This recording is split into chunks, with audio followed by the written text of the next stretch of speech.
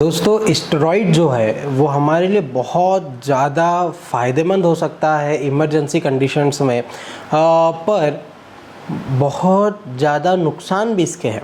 ठीक है, ऐसे मरीज़ जो लंबे समय तक या छोटे समय में भी लॉन्ग डोज उन्होंने लंबे लंबे हाई डोज उन्होंने स्टेरॉइड के लिए हैं तो उन्हें एवियन हो गया है ना। बहुत सारे पोस्ट कोविड कंप्लेन वाले हैं उनको इसी कारण से हुआ है। कई सारे वेट गेन जो दवाई होती है वेट गेन करने के लिए उसमें एनाबॉलिक स्टेरॉइड डाल करके दे देते हैं कई सारे कंपनी वाले, आयुर्वेदिक के नाम पे अंदर स्टेरॉइड भर के दे देते हैं, है ना। कई सारी ऐसी कंपनियां जो कर रही है, व्यक्ति खा भी रहा है और उससे परेशानियां उसको हो रही है। तो ऐसी कंडीशन में एवीएन के मरीज जो है या किसी भी प्रकार की कोई बीमारी जो स्टेरॉइड इंड्यूस करने से होती है, तो उस कंडीशन में जब पेशेंट हमारे पास आता है तो बहुत सारी कॉम्प्लिकेशंस उसको होती है। क्या क्या होती है, कैसे उसको डील करते हैं, क्यों होती है, सारी चीज़ें अपन डिस्कस करेंगे। और यदि वीडियो अच्छा लगता है तो आप लाइक ज़रूर करें, शेयर ज़रूर करें। अधिक से अधिक लोगों को सब्सक्राइब नहीं करते हैं आप लोग, प्लीज़ सब्सक्राइब करें, पड़ोस की बेल आइकन को दबा के ऑल ज़रूर सिलेक्ट करें। इंस्टाग्राम है, फेसबुक है, जो भी चलाते हैं आप फॉलो कर सकते हैं। चलिए देखिए, स्टेरॉइड जो है वो बहुत ही शानदार रामबाण चीज़ हो सकती है आपकी इमरजेंसी कंडीशंस में। एक लाइफ सेविंग ड्रग के रूप में हम उसको देख सकते हैं, है ना।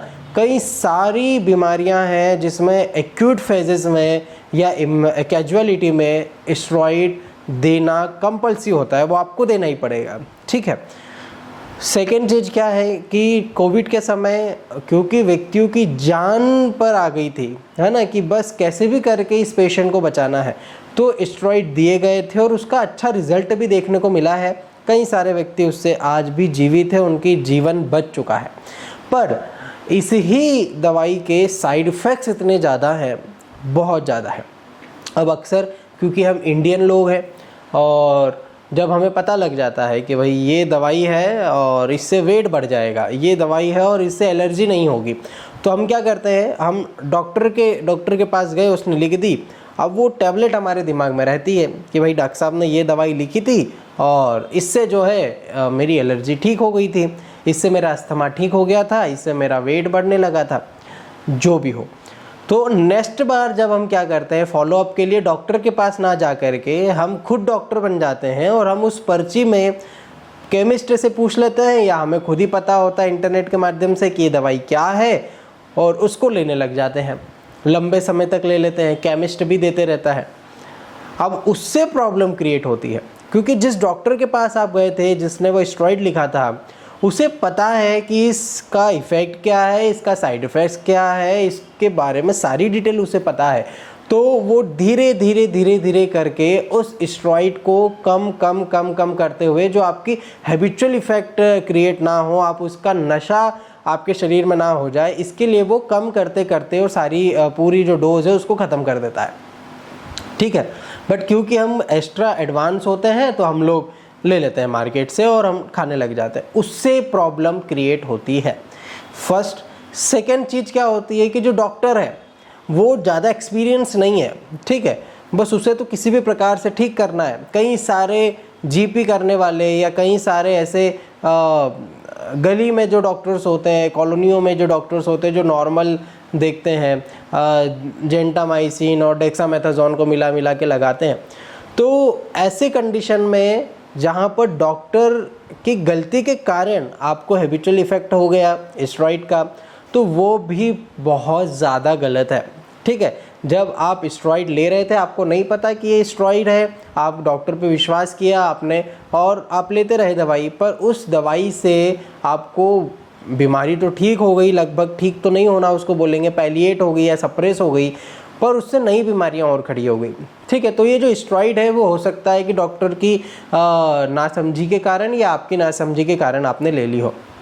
बट यहाँ बात क्या आती है कि जब आप केस को बिगाड़ लेते हैं या ऐसी बीमारी क्रिएट कर लेते हैं जिसमें अब बॉडी डिमांड कर रही है स्टेरॉइड का, है ना, उसे स्टेरॉइड चाहिए ही चाहिए, नहीं दोगे तो कई सारे और दूसरे साइड इफ़ेक्ट्स और क्रिएट हो जाएंगे। आपको क्रेविंग होने लग जाएगी उसकी, आपको एंजाइटी होगी, आपको एनोरेक्सिया हो सकता है, खाने का मन नहीं लगना, शरीर में सूजन हो जाना, पेशाब में दिक्कत होना, इनसोम्निया हो जाना, न जाने कितनी कितनी परेशानियाँ, कितने कितने सिम्टम उससे देखने को मिलते हैं। जब हम स्टेरॉइड इंड्यूस करते हैं, उस कारण से बीमारी हो गई, अब उस बीमारी को ठीक करने के लिए स्टेरॉइड बंद किया तो फिर कई सारी कॉम्प्लिकेशन हमारे साथ होती है। और ये बहुत ही गहरा सोचने विचारने की जो है बात होती है, चिंतन मनन की बात होती है कि अब हम इसको कैसे ठीक करें।